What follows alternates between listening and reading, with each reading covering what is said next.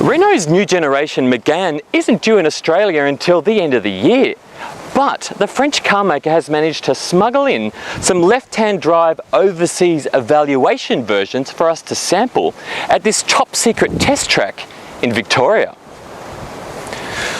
Bonjour!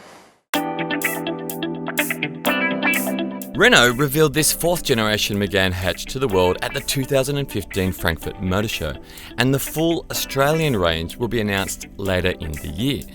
For now, the two specifications we have here to taste test are the GT line and the top of the range GT. Now, being European versions of the cars, we're told they might not be exactly the same as what we'll get. Still, it gives us a good idea of what to expect. Okay, so what do you need to know? Well, you could look at the Megane as kind of like the big brother to the Renault Clio. It's actually a small car, so it competes against things like Toyota's Corolla, Mazda's 3, Volkswagen's Golf, Hyundai's i30. So it's got some pretty fierce rivals. That's kind of like the pool of death as far as car segments are concerned. Okay, so what's new about the next generation Renault Megane? Well, it's longer end to end, it's wider, and they've also increased the wheelbase as well, the distance between the front and rear wheels. And what that does is increase the amount of space inside the cabin for the occupants.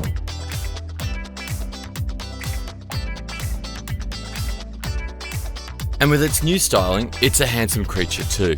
This next-gen Megane has been given the current Renault face with the deeper grille and the C-shaped headlights.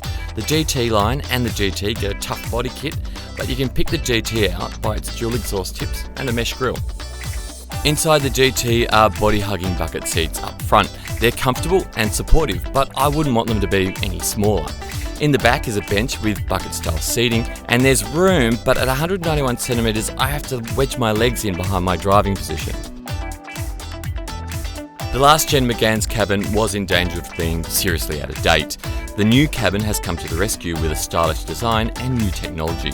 There's a standard 7-inch screen, or as an option, this can be swapped for an 8.7-inch display in portrait orientation. A lot of the car's functions can be accessed through the display. In the GT line and GT, the driver can select from 5 different driving modes, ranging from sport and comfort to eco and neutral. We're told there'll be 3 different engines for the Megane when it arrives here. There's a 1.2 litre 4-cylinder, which is in the GT line car. There's a 1.6 litre turbo 4, which is in the GT.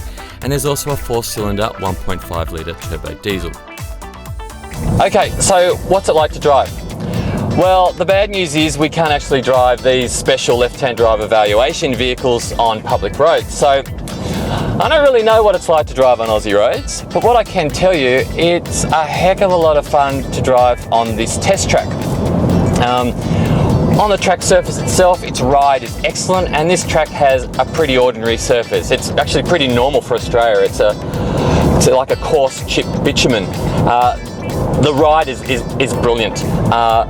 Handling is also really impressive.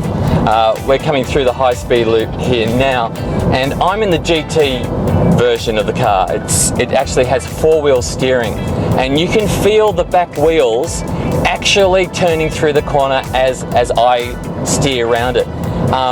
It's a bit like a bendy bus without all the annoying passengers. Now, the suspension is also really good. There's some really big dips like that one right there, and the dampers really do a good job of sort of soaking up that rebound. Look, I've been told that the suspension tune that's in this car is going to be very similar to what we'll get in Australian showrooms. So I am pretty confident in saying that it's not going to be too much different. It's a good thing.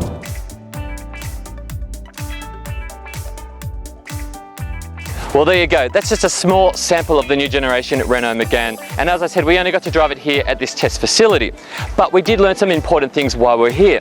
First up, in the middle, it's quite a beautiful thing. In the cabin, it's stylish and refined. And on this surface, it's got excellent ride and handling. See, the thing about small cars is that most people see them as appliances, like a fridge. Just do your job and get on with it. But what Renault's proven is that a small car can also be special. Now, we're going to reserve our full judgment for when the car arrives here and we can drive it on local roads. And in the meantime, you've got to go home. Au revoir. Merci. Go on.